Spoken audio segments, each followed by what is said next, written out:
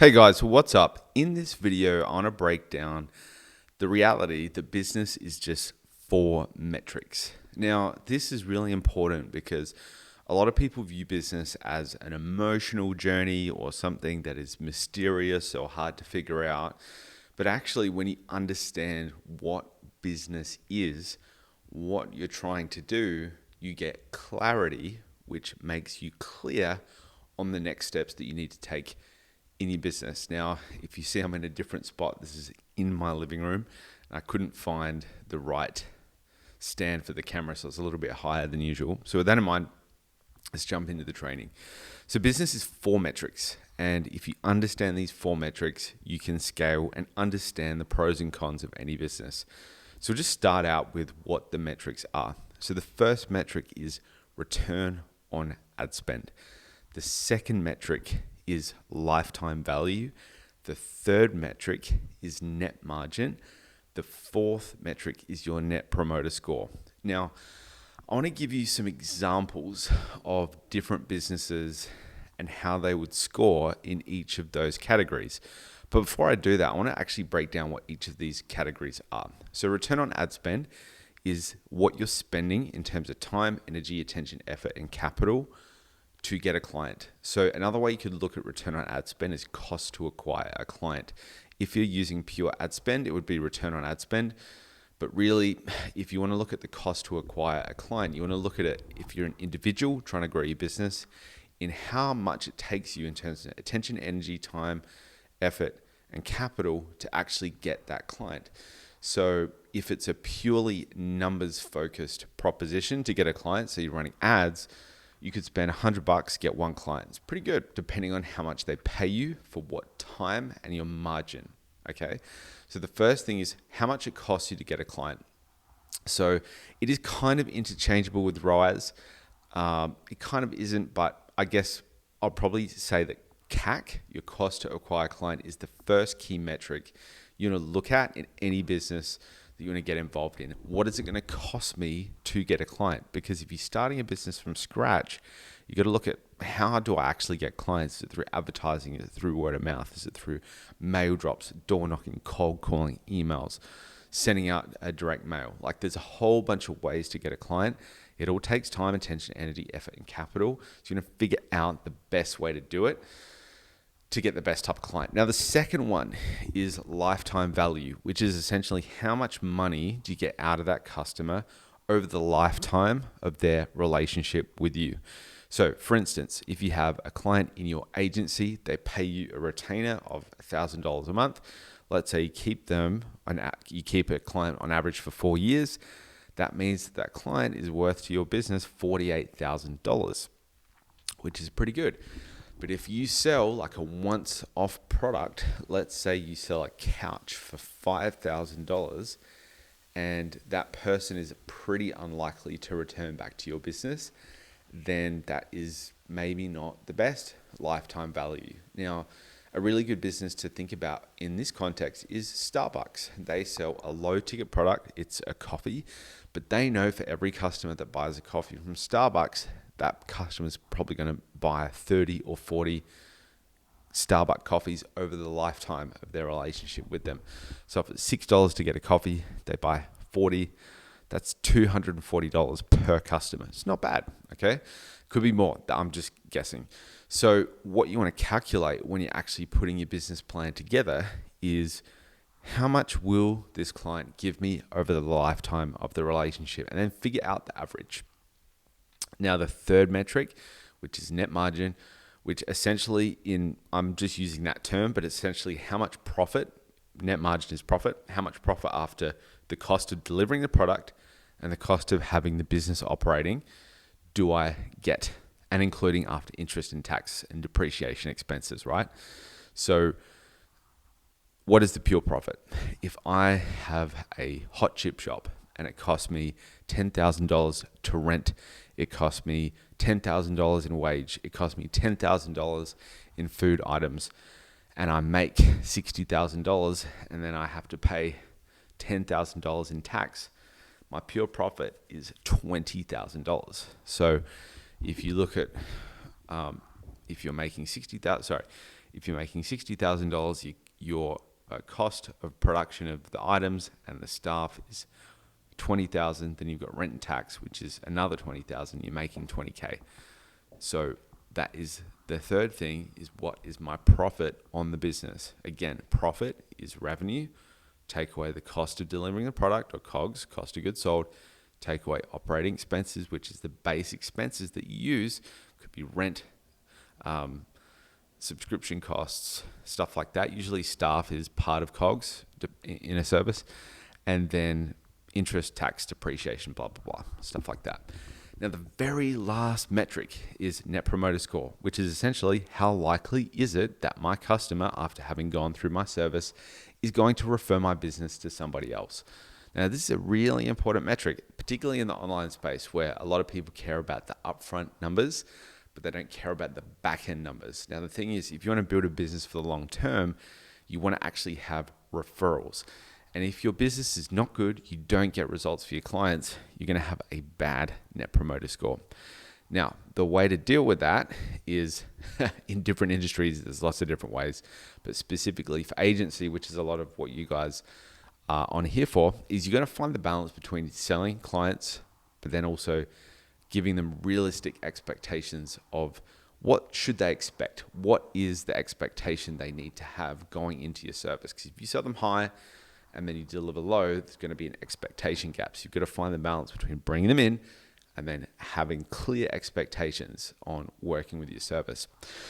And so with that in mind, let's use a few examples of different businesses to judge using these 4 benchmarks. And this will be really helpful if you ever start a business, or if you ever want to buy a business. You want to look at these numbers to then judge and make a kind of baseline, base case scenario on whether you should buy the business, continue the business, whatever the case may be. So let's look at the first billion-dollar single-person company. Now, this is a guy who sold GLP-1, which I think is some form of fat loss supplement. Now, I know that the way he did this was through creating fake doctor profiles on Facebook, which allowed him to have the social proof and authority to have a really good return on ad spend, or cost to acquire a client. So this type of business would get a 10 out of 10 in terms of cost to acquire a client. So that's the first step, is a business like this GLP-1 business. I can't remember the guy's name specifically, but this get a 10 out of 10 in terms of cost to acquire a client. Now, when you acquire a client, you want to look at what it takes to get that client. Now, if you're using claims in your advertising which are not true, or there's some kind of element in your advertising that is probably pushing the boundaries too far, you may want to reduce that, because your risk is too high. And if you reduce the claims that you make, your cost to acquire a client is typically going to go higher. So you're going to find the balance there between strong claims and delivering more fact. Because sometimes when you sell a product, it's subjective. You know, I have these AirPod Maxes here, right? I could say these are the best headphones in the world. Now, that's my subjective claim, and I could put that in advertising. But a normal person would go, well, factually, is that correct? It depends. So there's a fine line between making really really not strong claims, but definitive claims versus generic claims. That's a generic claim, and it's kind of okay to do that, but you kind of want to be careful. Now, the second thing is LTV. Now, if that client's product, the GLP-1s, get really, really good results, then he's going to have a good lifetime value. He's going to get repurchases.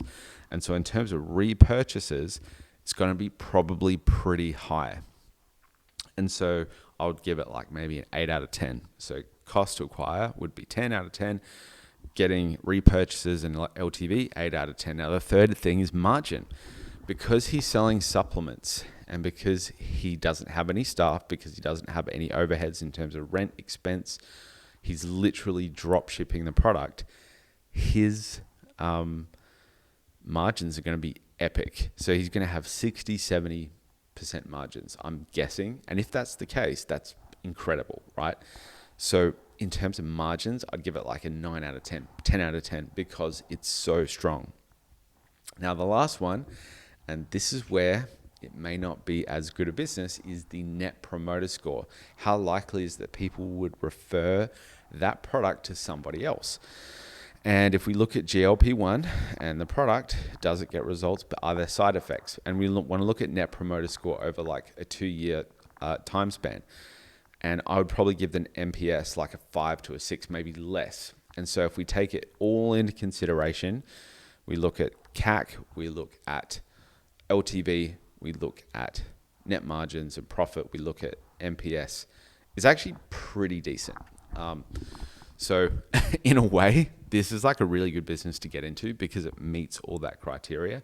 And if you can get really good results and be upfront about the potential side effects and things like that, you could probably bump the NPS up. Okay, so let's judge another business. Let's do a local removalist business. So what you do is remove, when someone's moving home, you remove all the items from their home, put them in a truck and unload them and put them into the new home. So let's look at cost to acquire a client. Now, for a cost to acquire this type of client, you'd use something like Google Ads or Facebook Ads, or you could do door knocking or cold calling, whatever the case may be. Typically, you do Google Ads as the primary because when someone wants to move, they're actively looking for it, right? So the cost to acquire a client is also very dependent on the competition in your area. Typically, there is competitors in your area, which kind of brings down the cost to acquire a client score because it's going to be more expensive because there is competition. So I'd immediately go from like a 10 to an 8 because of the competition.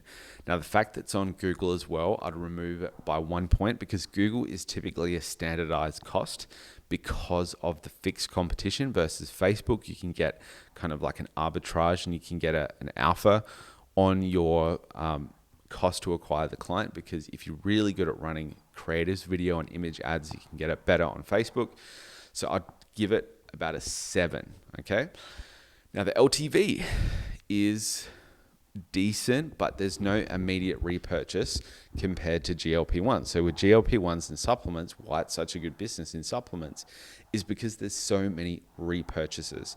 Now with removal companies, the LTV is going to be less because the event that someone needs a removalist is far less frequent than if they need to repurchase a perishable product. Removalist services is not perishable. It's very event-based.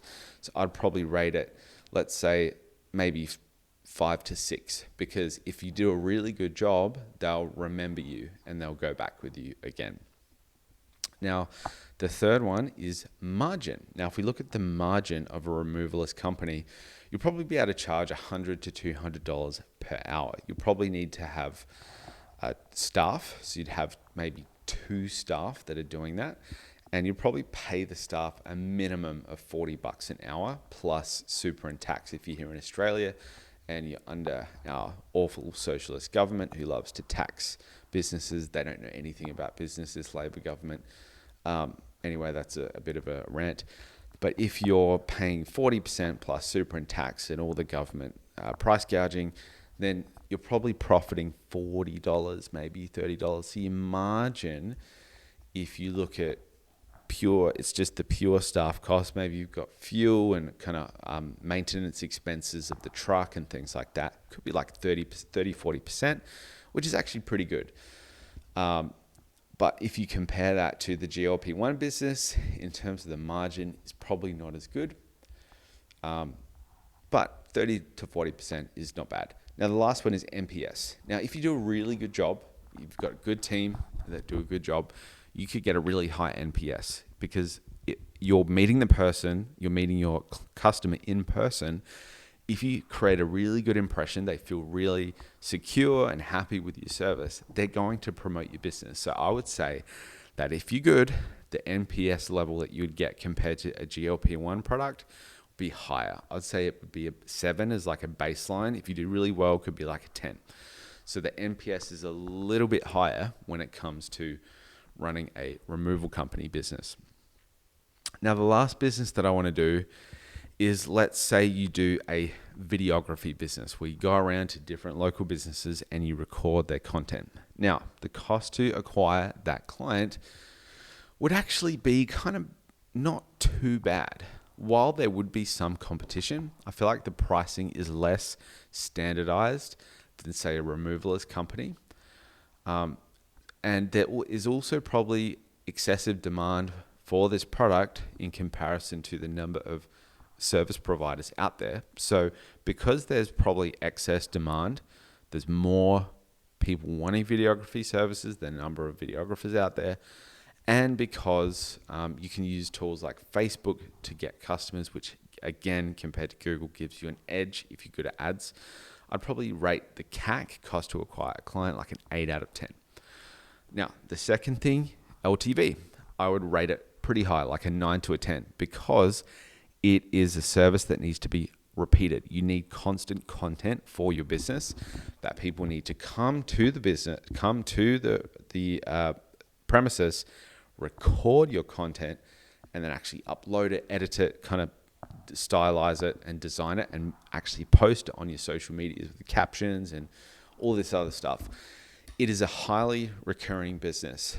And so I would give it probably like a 9 to a 10 out of 10 in terms of LTV, because anything with a recurring revenue will automatically have lifetime value baked into the business. Now, in terms of gross margin, I would say if you're doing it, the gross margin, net margin would be amazing, 80%, 90%, almost pure profit. If you have a videographer, I would take out at least 30% to 40% of your cost, and your margin is probably going to be around 50 to 60, which is still pretty solid.